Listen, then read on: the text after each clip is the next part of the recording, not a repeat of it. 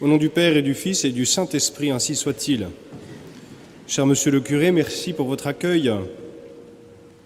Je tiens à remercier tous mes confrères, frères de l'école qui se dévouent quotidiennement pour l'école, pour nos enfants. Je remercie également les membres du personnel de l'école, les professeurs, pour leur dévouement inlassable. Tout ce que vous trouverez sur les stands à l'extérieur ont été confectionnés par les parents d'élèves, mais aussi par les professeurs, que je remercie. Également, en salle des catéchismes, il y a des livres d'occasion, et c'est un parent d'élève, M. Beauvais, frère de M. l'abbé Beauvais, que vous avez si bien connu ici, qui s'en occupe.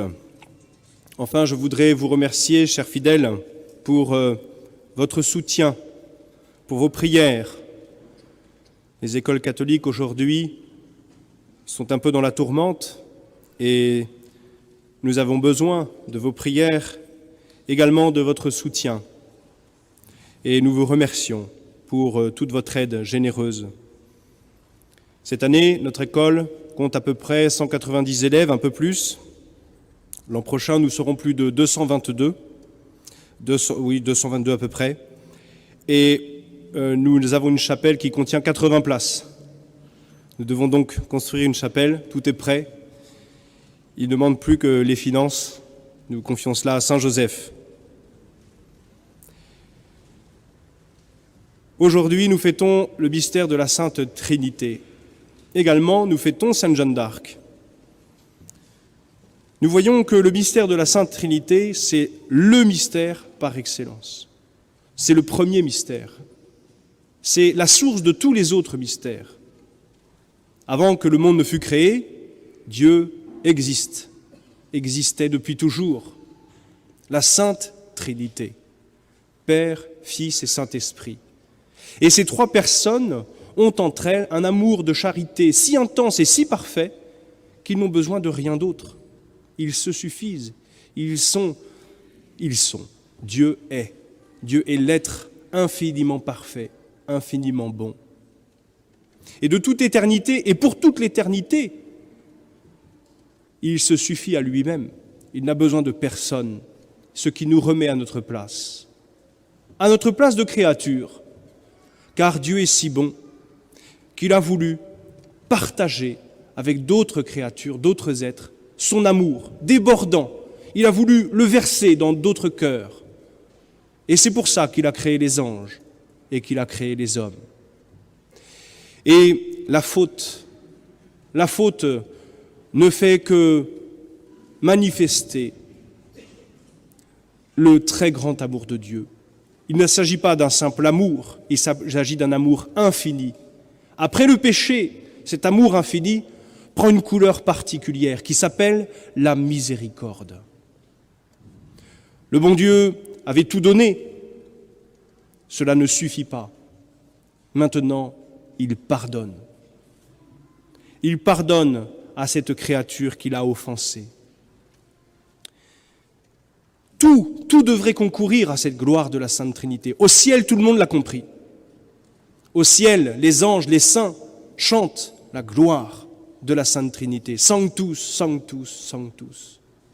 Et nous, eh bien, nous sommes blessés par le péché originel. Nous sommes aveuglés par nos propres péchés et nous ne voyons plus clair.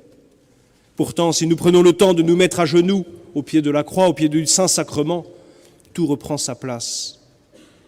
Oui, le bon Dieu nous a créés pour lui, pour l'aimer, pour le connaître. Cela ne suffisait pas. Après le péché originel, le bon Dieu s'est incarné. Le bon Dieu est venu sur la terre. Le bon Dieu est venu sous les traits d'un homme, que dis-je, d'un enfant, d'un petit enfant, que l'on prend dans ses bras, que l'on vénère, que l'on aime. Notre Seigneur, durant toute sa vie publique, a parcouru les bourgades de Galilée, de Judée, en disant « Venez, venez à moi, vous tous qui souffrez, vous tous qui portez la croix, vous tous qui êtes malades, vous tous qui avez des épreuves, venez, je vous soulagerai. C'est le bon pasteur qui donne sa vie pour ses brebis. Notre Seigneur a voulu nous montrer jusqu'où et comment il était capable de nous aimer, jusque sur la croix. Oui, ce grand mystère. Comment est-il possible qu'un Dieu puissant se laisse détruire? Parce qu'il s'agit là d'un sacrifice offert à son Père. Il s'offre en victime sur la croix.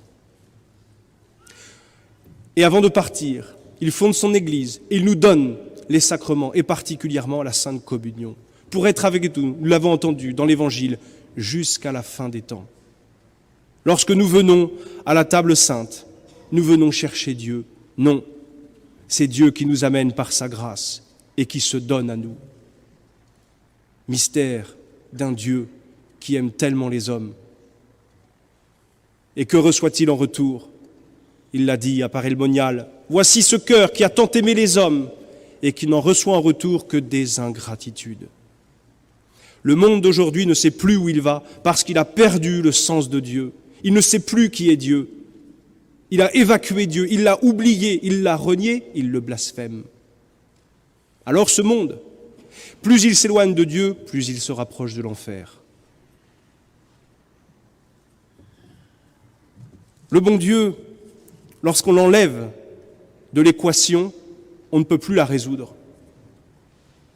On ne comprend plus le sens du péché. Certes, quelqu'un, par exemple, qui abuserait de la boisson, abîme son corps, détruit sa carrière, ruine sa famille. On voit donc bien que le péché abîme l'homme. Mais ce n'est rien en comparaison de l'offense qui est faite à Dieu. Et le péché se mesure par rapport à Dieu. La véritable mesure du péché, c'est Dieu. Et là, on atteint la démesure, puisque Dieu est infini. Et voilà pourquoi l'homme qui est fini ne peut pas réparer son péché. Pour le réparer, il faut une satisfaction infinie. Et voilà pourquoi Jésus s'incarne. Pour, en tant qu'homme, réparer, et en tant que Dieu, que cette réparation soit infinie. Voilà aussi pourquoi le péché aboutit à l'enfer éternel. Éternel. Pourquoi l'éternité de l'enfer? Parce que le péché offense Dieu qui est infini. La peine est infinie. Vous enlevez Dieu de l'équation, il n'y a plus aucun mystère qui puisse tenir. Tout devient absurde. Dieu ou l'absurde. Mais Dieu, la Sainte Trinité, le bon Dieu, c'est aussi celui qui est le Créateur tout-puissant de toutes choses et qui peut changer le cours des choses. Eh bien, chers frères, dans notre pays, la France, nous savons cela, nous connaissons cela, parce que nous aimons notre histoire, nous la connaissons. Et nous savons qu'à plusieurs heures, le bon Dieu est intervenu directement pour changer le cours des choses. Nous fêtons aujourd'hui Sainte Jeanne d'Arc. Sainte Jeanne d'Arc est la preuve que Dieu aime la France. Plus personne ne croyait en la France à cette époque-là.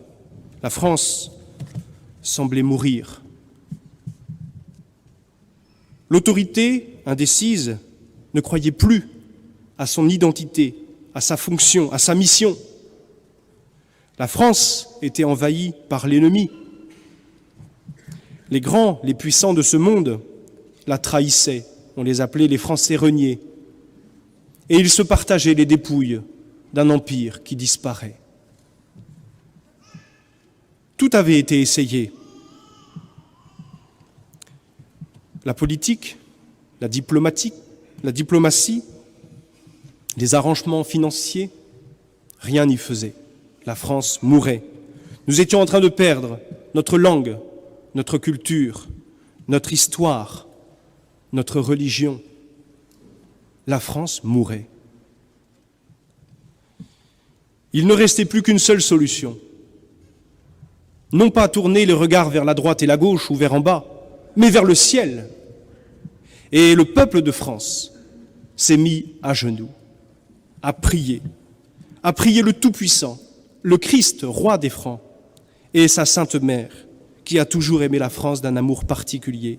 Oui, tout le peuple se remit à dire le chapelet, à se confesser, à communier, En un mot, à se convertir.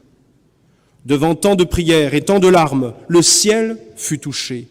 Le roi du ciel envoya sur la terre son plus fidèle messager, Saint Michel. À une jeune fille de 13 ans, « Je suis Michel, le protecteur de la France. Il y a grande pitié au royaume de France. » Mais bien, chers frères, c'est du présent. Je suis le protecteur de la France, Saint Michel. Que ces paroles nous consolent aujourd'hui. Lorsque sainte Jeanne d'Arc ira voir le dauphin, elle lui dira « Dieu a entendu votre prière, et c'est lui qui a dirigé mes pas vers vous. Je dois vous révéler les moyens qui m'ont été divinement enseignés afin que vous puissiez mettre vos adversaires hors des frontières et poser sur votre front la couronne de France. » Elle écrivit une lettre au roi d'Angleterre, tout simplement. « Roi d'Angleterre, vous ne conserverez pas le royaume de France qui est à Dieu. » C'est beau cette phrase, mais bien, chers frères, méditons-la. Ce royaume de France, il est à Dieu. Le roi du ciel, fils de Sainte Marie. Voilà à qui appartient la France. Mais c'est le roi Charles, vrai héritier, qui l'occupera, car Dieu, le roi du ciel, le veut. Le moral de l'armée était au plus bas. Jeanne fait appeler son confesseur. « Frère Paquerel, il faut convertir nos soldats. Prenez une bannière représentant notre Seigneur Jésus-Christ en croix. Faites venir tous les prêtres de la ville et que tous se confessent. » Ainsi fut fait. Le résultat moral fut immense. Les soldats semblaient transformés. « Oui, dit-elle, au nom de Dieu, les gens d'armes batailleront et Dieu donnera la victoire. » De même, elle promulgua une ordonnance à ses troupes, défendant formellement à tout soldat de combattre sans s'être confessé. Elle préférait une armée plus réduite, mais une armée de saints. Et ordonnant expressément de chasser de l'armée toutes les femmes de mauvaise vie. Eh bien, chers frères, si nous voulons être soldats du Christ, peut-être que nous avons des femmes de mauvaise vie dans nos écrans. Oui, dit-elle, Dieu permet la perte des batailles pour punir les péchés des hommes. Voilà pourquoi la France en est là aujourd'hui. Sainte Jeanne dit, « Ce secours ne procède pas de moi, mais de Dieu, qui, à la prière de Saint Louis et de Charlemagne, a pitié d'Orléans. » Et elle dit ensuite à Charles VII, « Le roi Saint Louis est sans cesse à genoux devant Dieu, priant pour votre royaume. » Donc aujourd'hui encore, il prie. Saint Louis, tous les saints de France, Sainte Jeanne d'Arc, sont à genoux auprès de notre Seigneur Jésus-Christ. Ils pensent à nous, ils nous regardent, ils nous encouragent à les imiter. Et ils prient Dieu et la Sainte Vierge qu'ils aient pitié de nous.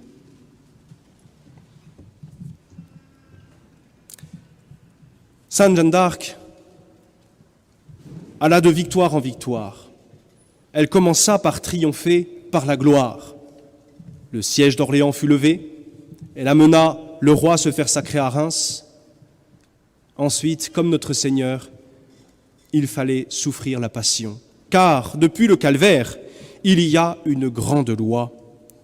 Pour sauver, il faut racheter. La grande rançon, c'est le don de sa vie. Oui, la croix. Sainte Jeanne d'Arc, après une vie cachée à Domrémy, après une vie publique glorieuse, comme notre Seigneur, on voulait le faire roi, elle va maintenant connaître la vie douloureuse, la voie douloureuse du calvaire. Elle va subir un procès, condamnée par les hommes, tribunal civil, tribunal ecclésiastique, comme notre Seigneur par Pilate et Caïphe. Elle va connaître la prison, elle va connaître les vexations terribles où toutes ses vertus seront tentées. Elle va connaître la condamnation et l'exécution. Oui, c'est là que Sainte Jeanne d'Arc a payé de sa vie le prix de la victoire d'Orléans et du sacre de Reims. Lorsqu'elle entend la lecture de sa condamnation, elle s'écrie « Trinité sainte, ayez pitié de moi, priez pour moi, ô Marie, Saint Michel, Saint Gabriel, Sainte Marguerite, venez à mon aide. Ô Jésus, ô Marie, saint et sainte du paradis, secourez-moi. » Et voici la dernière page de sa vie. Jeanne gravit les marches du lugubre bûcher, et par un cercle de fer, elle fut attachée au poteau. Le bourreau met le feu au fagot, et la flamme monte, entourant la martyre. Ses yeux restent fixés sur la croix. « Jésus, Jésus !» répète-t-elle. Une intense fumée enveloppe la victime. « De l'eau bénite !» implore Jeanne, s'unissant toujours au divin crucifié. Plusieurs fois encore, elle crie « Jésus, Jésus !» Un soldat anglais a juré de jeter du bois dans le bûcher. Tandis qu'il s'approche, l'agonisante lance encore, avec une suprême énergie, un dernier appel « Jésus !» Puis, inclinant la tête, elle rendit l'esprit. Inclinato capite emisit spiritum. Le sacrifice est consommé. Au même instant, l'Anglais voit une blanche colombe s'envolant du milieu des flammes et se dirigeant vers la France. Oui, cher Terminal, voilà l'héroïne que vous avez choisie pour parrain de promotion. Promotion Sainte Jeanne d'Arc. Quel bel exemple, quel bel idéal vous avez sous les yeux. La classe de première, vendredi, s'est également constituée en promotion, choisissant pour parrain Charles de Foucauld. Lui aussi, il s'est converti, il a donné son âme à Dieu, il fut prêtre et il est mort pour notre Seigneur Jésus-Christ. Ô blanche colombe, Sainte Jeanne d'Arc, va maintenant jouir de la gloire céleste.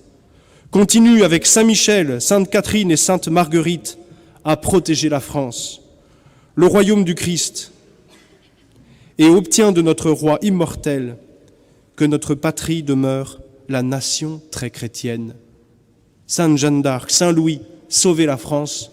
Notre-Dame de France, sauvez la France. Au nom du Père et du Fils et du Saint-Esprit, ainsi soit-il.